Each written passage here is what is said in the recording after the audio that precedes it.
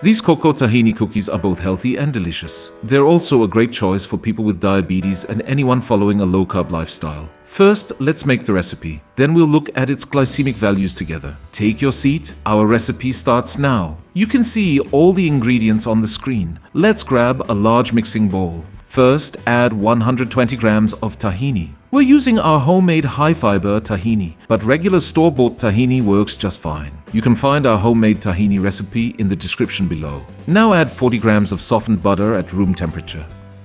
Next, add 50 grams of erythritol. This gives about the same sweetness as 35 to 40 grams of sugar. Feel free to use any heat-stable sweetener with a similar sweetness level. Add 1.5 teaspoons of sugar-free vanilla extract. Now mix everything for about 1 to 1.5 minutes. We're using a hand mixer, but the important thing is to blend everything well. Now add 1 large egg and continue mixing. Take another bowl for the dry ingredients. Add 40 grams of coconut flour, 12 grams of psyllium powder, 5 grams of baking powder, 15 grams of cocoa powder, 1.5 teaspoons of ground ginger, and finally a pinch of salt. Mix until everything is evenly combined. Now pour the dry mixture into the wet mixture. Turn the mixer on again and keep mixing. As soon as the dough becomes thick, stop using the mixer and finish mixing with a spatula. Once everything is combined, let the dough rest for 10 minutes. Lay a sheet of plastic wrap on your work surface. Shape the dough into a log using the plastic wrap. Then divide it into equal pieces and shape the cookies. We made 8 cookies. Brush the tops with a little water and sprinkle some sesame seeds over them.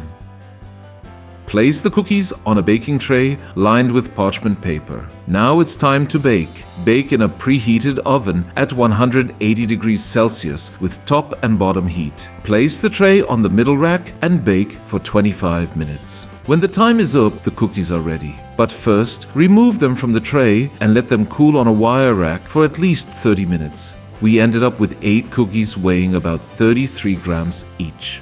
Best of all, each cookie contains only 2.6 grams of net carbs. Thanks to their high fiber content, they're very filling, so eating 1 or 2 cookies is usually more than enough. Now let's compare our diabetic-friendly cookie with a classic cookie of the same weight. When you eat one of our cookies, only 2.6 grams turns into sugar in your body. That's what we call net carbs. A classic cookie contains almost 9 times more.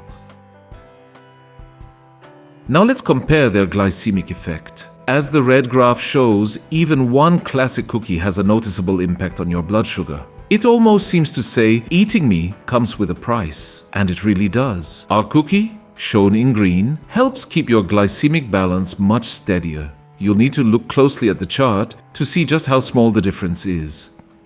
That's the end of today's recipe. Follow us to discover thousands of delicious low-carb and diabetes-friendly recipes. Don't forget to subscribe, like this video, leave a comment, and share it with your friends and family. Your support means a lot to us. Until our next recipe, take care and stay healthy.